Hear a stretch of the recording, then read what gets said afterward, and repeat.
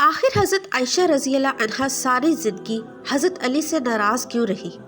حضرت علی نے حضرت عائشہ کے بارے میں ایک ایسی بات کہہ دی کہ جس کو لے کر حضرت عائشہ ان سے اتنے ناراض ہو گئی کہ پھر ساری زندگی کبھی بات نہ کی، اور یہ ناراضگی اتنی بڑھی کہ آگے جا کر ان دونوں کے بیچ ایک جنگ ہوئی کہ جس میں ہزاروں صحابی۔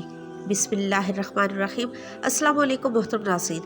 حضور صلی اللہ علیہ وسلم کی سب سے چہیتی بیوی حضرت عائشہ رضی اللہ عنہ حضرت علی کی ایک بات کی وجہ سے ان سے اتنا زیادہ غصہ ہو گئی کہ پھر ساری زندگی کبھی بھی حضرت علی سے بات نہ کی۔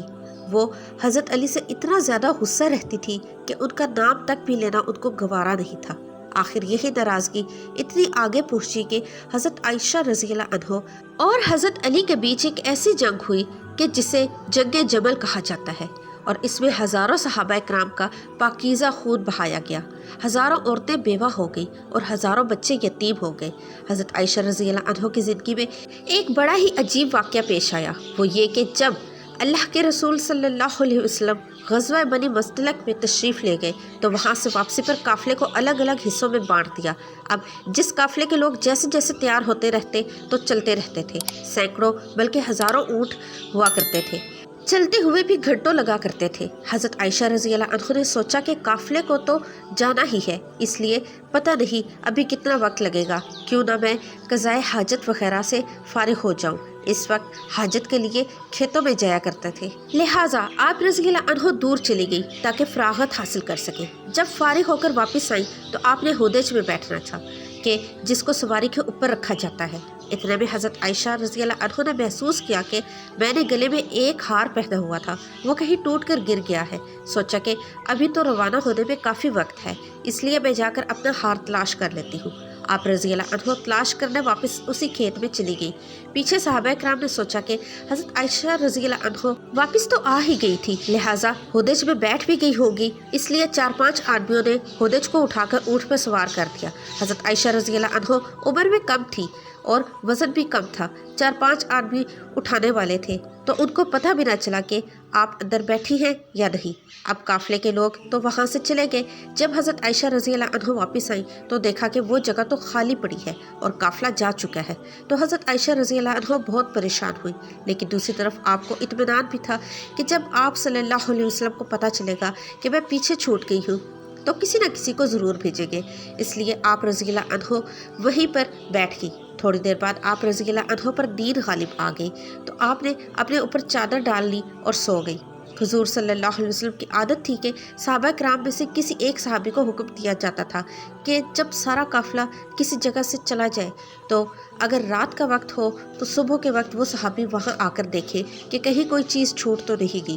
لہٰذا ایک بدری صحابی حضرت صفوان رضی اللہ عنہ حضور صلی اللہ علیہ وسلم نے اس کام پر لگایا تھا، تو وہ صحابی جب اس جگہ پر آئے تو وہاں کسی کو لیٹا ہوا پایا۔ قریب آئے تو انہوں نے پہچان لیا کہ یہ تو حضور صلی اللہ علیہ وسلم کی بیوی حضرت عائشہ ہے، تو انہوں نے اونچی آواز میں انا للہ و انا الیہ راجعون پڑھا۔ صحابی کی آواز سن کر حضرت عائشہ رضی اللہ عنہ کی آنکھ کھلی تو آپ نے چادر سے اپنے آپ کو پوری طرح ڈھانپ لیا۔ اس صحابی نے آپ کے لیے ایک اونٹ کو بٹھایا تو آپ رضی اللہ عنہ اونٹ پر سوار ہو گئی۔ اس صحابی نے اونٹ کی رسی پکڑی اور چل پڑے، یہاں تک کہ جب وہ اس قافلے کے پاس پہنچے تو قافلے میں جو منافق موجود تھے انہوں نے جب ایسا دیکھا تو کہنے لگے کہ اس میں تو کچھ نہ کچھ بات ہوگی۔ منافق لوگ تو پہلے ہی ایسے موقع کی تلاش میں رہتے تھے کہ کسی طرح مسلمانوں کو اور حضور صلی اللہ علیہ وسلم کو تکلیف پہنچا سکے، لہٰذا انہیں بات کرنے کا موقع مل گیا اور یہ منافق کہنے لگے کہ نعوذ باللہ حضرت عائشہ نے ان صحابی کے ساتھ وقت گزارا ہے، اسی وجہ سے وہ قافلے سے پیچھے رہ گئی تھی۔ لہٰذا جب مدینے پہنچے تو حضور صلی اللہ علیہ وسلم کا اس بات کا پتہ چلا کہ منافق لوگ میری عائشہ پر ایسا گندا الزام لگا رہے ہیں، تو آپ صلی اللہ علیہ وسلم کو بڑا صدمہ ہوا، لیکن دھیرے دھیرے لوگوں میں یہ بات پھیلنا شروع ہو گئی۔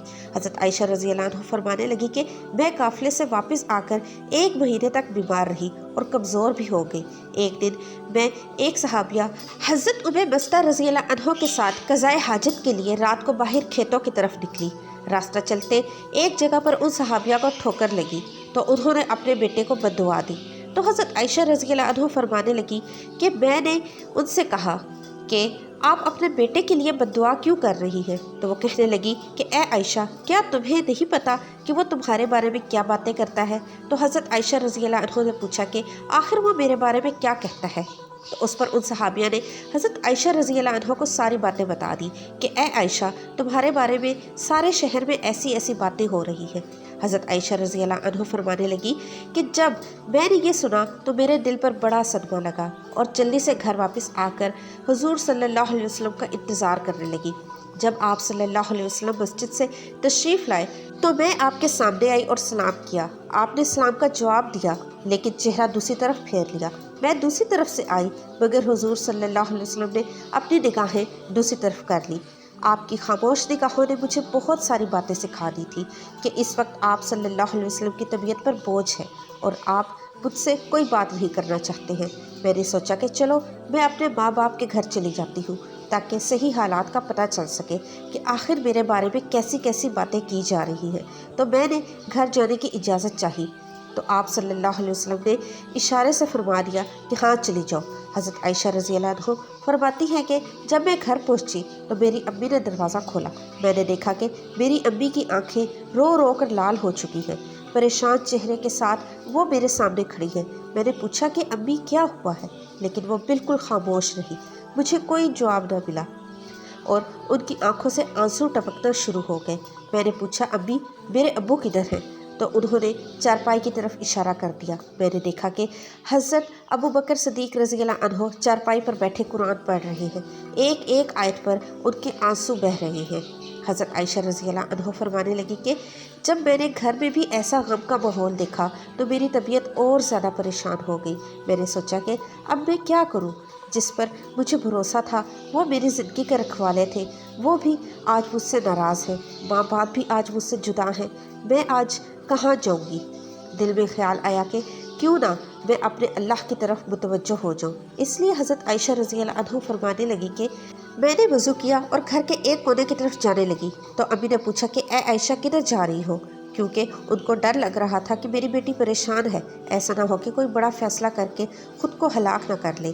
تو فرماتی ہیں کہ میں نے امی سے کہا امی میں اپنے رب کے حضور دعائیں کرنے جا رہی ہوں۔ حضرت عائشہ رضی اللہ عنہ فرماتی ہیں کہ میں نے مصلی بچھایا اور سجدے میں سر رکھ کر دعائیں مانگنا شروع کر دی کہ اے پروردگار، اے فریادوں کی فریاد سننے والے اللہ، تیرے مقبول بندوں پر جب بھی کوئی ایسا وقت آیا تو اے اللہ تو نے ہی ان کی مدد فرمائی۔ اے اللہ، یوسف علیہ السلام پر الزام لگایا گیا تھا تو آپ نے ایک بچے سے گواہی دلا کر انہیں بچایا۔ اے اللہ، حضرت مریم پر الزام لگایا گیا تو آپ نے ہی ان کے شیرخوار بچے سے پاک دامنی کی گواہی دلوائی۔ اے اللہ، آج تیرے محبوب عائشہ تیرے دروازے پر حاضر ہے اور فریاد کرتی ہے کہ مجھ پر بھی تہمت لگی ہے۔ اے اللہ، تو حمیرہ کی مدد فرما، میرے شوہر نے بھی اس وقت میرا ساتھ چھوڑ دیا ہے، اب آپ کے علاوہ میرا کوئی سہارا نہیں ہے جو اس کمزور کو تسلی دے سکے۔ اے اللہ میری مدد فرما۔ حضرت عائشہ رضی اللہ عنہ رو رو کر دعائیں کر رہی تھی، ادھر دعائیں مانگی جا رہی تھی اور ادھر حضور صلی اللہ علیہ وسلم نے مسجد نبوی میں ایک مجلس مشاورت قائم کی ہوئی تھی جس میں حضرت عائشہ رضی اللہ عنہ کے والد حضرت ابو بکر رضی اللہ عنہ کے علاوہ باقی سارے بڑے بڑے صحابہ کرام موجود تھے۔ حضور صلی اللہ علیہ وسلم سب کے بیچ غمزدہ بیٹھے ہوئے تھے۔ صحابہ کرام کے چہروں پر اداسی تھی کیونکہ وہ اپنے محبوب حضور صلی اللہ علیہ وسلم کے چہرے کو غمزدہ دیکھ رہے تھے، جس کی وجہ سے صحابہ کرام کی طبیعت بھی کچھ عجیب سی بن چکی تھی۔ اس لیے کچھ صحابہ کرام کو سسکیاں لے لے کر رونے لگے۔ حضور صلی اللہ علیہ وسلم نے اپنے صحابہ کرام سے پوچھا کہ اس معاملے میں تم مجھے کیا مشورہ دیتے ہو؟ تو سب سے پہلے حضرت عمر رضی اللہ عنہ نے آگے بڑھ کر کہا، اے اللہ کے رسول، اللہ تعالیٰ نے آپ کو اتنی عزت اور شرافت بخشی ہے کہ آپ کے بدن پر کسی گندی مکھی کو بھی بیٹھنے کی اجازت نہیں، تو جب اللہ نے آپ کو اتنا پاکیزہ بنایا ہے تو آپ کے جیون ساتھی ایسے کیسے ہو سکتی ہے جس کے اندر گناہوں کی گندگی ہو؟ اس لیے مجھے تو یہ چیز بالکل جھوٹ نظر آتی ہے۔ اس کے بعد حضور صلی اللہ علیہ وسلم نے حضرت عثمان رضی اللہ عنہ سے پوچھا کہ اے عثمان تم کیا کہتے ہو؟ تو حضرت عثمان رضی اللہ عنہ نے اس وقت نبوت کی صحبت کا حق ادا کر دیا۔ انہوں نے عرض کیا کہ اے اللہ کے رسول، اللہ تعالیٰ نے آپ کو ایسا بنایا ہے کہ بادل آپ کے سر پر سایہ کیے رہتا ہے، آپ کا سایہ زمین پر نہیں پڑتا، کہ ایسا نہ ہو کہ کسی کا قدم آپ کے سائے پر پڑ جائے۔ جب اللہ تعالیٰ نے آپ کے ادب کا اتنا لحاظ فرمایا ہے کہ کسی کے قدم آپ کے سرائے پر نہیں پڑ سکتے، تو یہ کیسے ممکن ہو سکتا ہے کہ کسی کو آپ کی پاکیزہ بیوی پر قابو حاصل ہو جائے اور وہ ان کے ساتھ کچھ غلط کام کر سکے؟ لہٰذا یہ چیز تو ہمارے وہم و گمان سے باہر ہے کہ اماں عائشہ کے ساتھ کچھ ایسا ہوا ہوگا۔ ان کی باتیں سن کر حضور صلی اللہ علیہ وسلم خاموش ہو گئے، لیکن تھوڑی دیر بعد حضور صلی اللہ علیہ وسلم نے حضرت علی رضی اللہ عنہ سے پوچھا کہ اے علی، تم اس معاملے میں کیا کہتے ہو؟ تو حضرت علی نے عرض کیا کہ اے اللہ کے رسول، ایک بار میں نے دیکھا کہ آپ کے جوتوں میں کچھ گندگی لگی ہوئی تھی، لیکن آپ صلی اللہ علیہ وسلم تو اس کی خبر نہیں تھی، اس لیے آپ نے جب ان جوتوں کو پہننا چاہا تو اللہ نے حضرت جبرائیل علیہ السلام کو بھیج کر آپ کو اطلاع فرمائی کہ آپ کے جوتوں میں کچھ گندگی لگی ہوئی ہے۔ تو اللہ کے رسول، جب جوتوں پر گندگی لگی ہوئی تھی تو آپ کو بتا دیا گیا تھا، اگر آپ کے گھر والوں کے ساتھ کوئی ایسا معاملہ ہوتا تو آپ کو کیوں نہ بتا دیا جاتا؟ اس لیے مجھے یہ بات ٹھیک نظر نہیں آتی۔ حضور صلی اللہ علیہ وسلم پھر خاموش ہو گئے۔ حضور صلی اللہ علیہ وسلم کی اداسی دیکھ کر حضرت علی رضی اللہ عنہ دوبارہ کہنے لگے، اے اللہ کے رسول، اگر آپ کی طبیعت بہت زیادہ غمزدہ ہے تو آپ چاہیں تو عائشہ کو طلاق دے دیں، آپ کے لیے بیویوں کی کون سی کمی ہے؟ اللہ تعالیٰ آپ کو کوئی اور جیون ساتھی عطا فرما دیں گے۔ ان کی یہ بات سن کر حضرت عمر رضی اللہ عنہ تڑپ اٹھے اور کھڑے ہو کر کہنے لگے، اے اللہ کے رسول، آپ یہ ارشاد فرمائیں کہ عائشہ سے نکاح آپ نے اپنی مرضی سے کیا تھا، آپ کو اللہ نے کہا تھا کہ عائشہ سے نکاح کرو، تو حضور صلی اللہ علیہ وسلم نے انگلی سے آسمان کی طرف اشارہ کر کے بتا دیا تھا کہ یہ حکم مجھے اللہ کی طرف سے دیا گیا تھا کہ عائشہ سے نکاح کرو۔ تو اس پر حضرت عمر رضی اللہ عنہ فرمانے لگے کہ اے اللہ کے رسول، اب آپ مجھے چھوڑ دیجئے اور ان منافقوں کو بھی چھوڑ دیجئے، میری تلوار جانے اور ان منافقوں کی گردن جانے۔ وہ اللہ کی پسند کی عورت کے بارے میں ایسی باتیں کر رہے ہیں، میں ان سبھی کی گردنیں اڑا دوں گا۔ حضور صلی اللہ علیہ وسلم نے اس وقت حضرت عمر کو محبت کی نگاہوں سے دیکھ کر حضرت عمر کے غصے کو ٹھنڈا کیا، دل سے گویا کہ اللہ کے رسول حضرت عمر سے کہہ رہے ہو کہ اے عمر، اللہ تیرا نگہبان ہو، تو نے میرے غم کو ہلکا کر دیا۔ حضرت عمر کی یہ بات سن کر حضور صلی اللہ علیہ وسلم کی طبیعت کو اطمینان آ گیا اور پھر آپ صلی اللہ علیہ وسلم مسجد سے اٹھ کر گھر چلے گئے۔ تھوڑی دیر بعد حضور صلی اللہ علیہ وسلم حضرت ابو بکر رضی اللہ عنہ کے گھر گئے تاکہ معلوم کرے کہ میری عائشہ کس حال میں ہے، کیونکہ حضور صلی اللہ علیہ وسلم حضرت عائشہ سے بہت محبت کرتے تھے، اس لیے گھر پہنچ کر آپ نے دروازہ کھٹکھٹایا تو حضرت عائشہ کی امی نے آ کر دروازہ کھولا۔ حضور صلی اللہ علیہ وسلم نے دیکھا کہ ان کا رو رو کر برا حال ہو چکا ہے، اور پھر گھر کے اندر آ کر جب حضرت ابو بکر صدیق کو دیکھا تو ان کی بھی آنکھیں رو رو کر لال پڑ چکی تھیں۔ آپ نے پوچھا کہ عائشہ کہاں ہے؟ تو امی نے گھر کے ایک کونے کی طرف اشارہ کر دیا کہ اس وقت حضرت عائشہ سجدے میں پڑی رو رہی ہے۔ بعد میں حضرت عائشہ رضی اللہ عنہ فرمانے لگی کہ حضور صلی اللہ علیہ وسلم جس وقت گھر میں تشریف لائے تو میرا دل کر رہا تھا کہ میں آپ صلی اللہ علیہ وسلم کے قدموں میں بیٹھ جاؤں اور جی بھر کر رو کہ اے میرے حبیب، یہ میرے ساتھ کیا ہو رہا ہے؟ کیا آپ اپنی عائشہ کو ایسے چھوڑ دیں گے؟ مگر میرے دل نے کہا کہ اے عائشہ، تو نے اپنے رب کے سامنے اپنی فریاد بیان کر لی ہے، اس لیے اب اپنے رب سے ہی مانگو، تیرا رب ہی تیرا نگہبان ہوگا۔ لہٰذا حضور صلی اللہ علیہ وسلم نے پکار کر کہا کہ اے عائشہ، تو آپ صلی اللہ علیہ وسلم کی آواز سن کر حضرت عائشہ نے سجدہ پورا کیا اور آ کر چارپائی پر خاموشی سے بیٹھ گئی۔ حضور صلی اللہ علیہ وسلم قریب ہی بیٹھے ہوئے تھے۔ آپ نے بہت پیار سے سمجھاتے ہوئے کہا کہ اے عائشہ، اگر تجھ سے حقیقت میں کوئی ایسی غلطی ہو گئی ہے تو اپنے رب سے معافی مانگ لے، تیرا رب گناہوں کو بہت معاف کرنے والا ہے۔ تو حضرت عائشہ رضی اللہ عنہ فرماتی ہیں کہ اس وقت تک تو میں صبر کر کے بیٹھی تھی، لیکن جب آپ صلی اللہ علیہ وسلم سے یہ باتیں سنی تو میرے برداشت کی باند ٹوٹ گئی اور میری آنکھوں سے آنسو بہنے لگے۔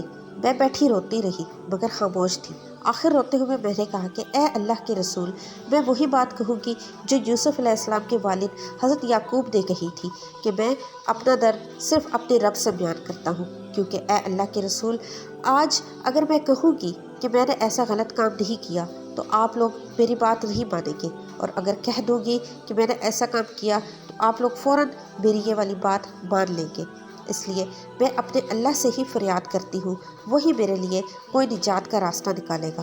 حضرت عائشہ رضی اللہ عنہ فرمانے لگی کہ میں نے یہ الفاظ کہے اور پھر حضور صلی اللہ علیہ وسلم کی چہرے کی طرف دیکھا تو آپ صلی اللہ علیہ وسلم کے ماتھے پر پسینے کے قطرے تھے اور آپ کے اندر وہی حسین کپکپی دیکھی جو وحی نازل ہوتے وقت ہوا کرتی تھی۔ پھر اچانک آپ صلی اللہ علیہ وسلم پر وحی کی کیفیات طاری ہونے لگی۔ اور آپ صلی اللہ علیہ وسلم نے اپنے اوپر چادر ڈال لی۔ حضرت عائشہ رضی اللہ عنہ فرماتی ہیں کہ میں آرام سے بیٹھی تھی، دل میں خیال آ رہا تھا کہ اللہ تعالیٰ آپ صلی اللہ علیہ وسلم کو خبر کر دیں گے یا دین میں کوئی خواب دکھا دیں گے کہ میں بے گناہ ہوں، مگر میرے ماں باپ اس وقت بہت زیادہ پریشان تھے۔ میں نے اپنے والد کو دیکھا تو وہ تڑپ رہے تھے کہ وہی نازل ہو رہی ہے، پتہ نہیں میری بیٹی کی قسمت کا کیا فیصلہ ہوگا۔ والد کی آنکھوں میں بھی آنسو تھے اور امی بھی رو رہی تھی۔ تھوڑی دیر بعد حضور صلی اللہ علیہ وسلم نے چہرے سے کپڑا ہٹایا تو آپ صلی اللہ علیہ وسلم کا چہرہ 14ویں رات کے چاند کی طرح چمک رہا تھا۔ حضرت عائشہ رضی اللہ عنہ فرماتی ہیں کہ اس وقت جب میں نے آپ کا چہرہ دیکھا تو خوشی کے آثار دیکھے تو میں سمجھ گئی کہ اللہ تعالیٰ نے میری برات نازل فرما دی ہے۔ حضور صلی اللہ علیہ وسلم نے ارشاد فرمایا کہ اے عائشہ مبارک ہو، اللہ کا کلام آیا ہے کہ تو بالکل بے گناہ ہے۔ حضرت عائشہ رضی اللہ عنہ فرماتی ہیں کہ اس وقت میری امی کہنے لگی کہ اے عائشہ اٹھو، حضور صلی اللہ علیہ وسلم کا شکریہ ادا کرو، لیکن حضرت عائشہ فرمانے لگی کہ اس وقت میری توجہ صرف اور صرف اللہ کی طرف تھی، تو میں نے کہا کہ میں کسی کا بھی شکریہ ادا نہیں کروں گی، بلکہ میں تو اپنے اللہ کا شکریہ ادا کروں گی، اسی نے تو آج مجھے بچایا ہے، آپ سب لوگوں نے تو مجھے چھوڑ دیا تھا۔ اللہ نے حضرت عائشہ رضی اللہ عنہ کی پاک دامنی میں پوری 18 آیات نازل فرمائی کہ یہی نہیں کہ صرف حضرت عائشہ کو بے گناہ فرمایا، بلکہ اللہ نے حضرت عائشہ سے فرمایا کہ اے عائشہ تمہیں اتنے دنوں تک جو تکلیفوں میں رہنا پڑا اس کے بدلے میں تمہارے لیے مغفرت اور بڑا اجر کا وعدہ کرتا ہوں۔ ناظرین، اس کے بعد حضرت عائشہ رضی اللہ عنہ حضور صلی اللہ علیہ وسلم کے گھر میں آ کر رہنے لگی، لیکن حضرت عائشہ رضی اللہ عنہ کو ساری زندگی حضرت علی سے ایک شکایت رہی، کیونکہ جس وقت مسجد میں حضور صلی اللہ علیہ وسلم نے سبھی صحابہ کرام کو جمع کر کے حضرت عائشہ کے بارے میں مشورہ لیا تھا تو سبھی بڑے بڑے صحابہ کرام نے حضرت عائشہ کی پاک دامنی کی گواہی دی تھی، اور آخر میں حضرت علی نے بھی حضرت عائشہ رضی اللہ عنہ کی پاک دامنی کی گواہی دی۔ لیکن جب حضرت علی رضی اللہ عنہ نے حضور صلی اللہ علیہ وسلم کو بہت زیادہ اداس دیکھا تو یہ بات بھی کہہ دی کہ اے اللہ کے رسول، اگر آپ کو عائشہ پر شک ہے تو آپ عائشہ کو طلاق دے دیں، ان کی جگہ آپ کسی دوسری لڑکی سے شادی کر لیں۔ تو یہ بات جب حضرت عائشہ کو پہنچی کہ حضرت علی نے حضور صلی اللہ علیہ وسلم کو مجھے طلاق دینے کا مشورہ دیا ہے تو حضرت عائشہ پھر حضرت علی سے اتنا زیادہ غصہ ہو گئی کہ ساری زندگی کبھی بھی ان سے بات نہ کی۔ اللہ تعالیٰ ہمیں دین کی مکمل سمجھ نصیب فرمائے، آمین۔ محترم ناظرین، کامنٹ باکس میں اللہ کے 99 ناموں میں سے ایک نام ضرور ٹائپ کیجیے گا، ویڈیو کو لائک اور چینل کو سبسکرائب بھی کیجیے گا۔ ملتے ہیں نئی ویڈیو میں، تب تک کے لیے اللہ حافظ۔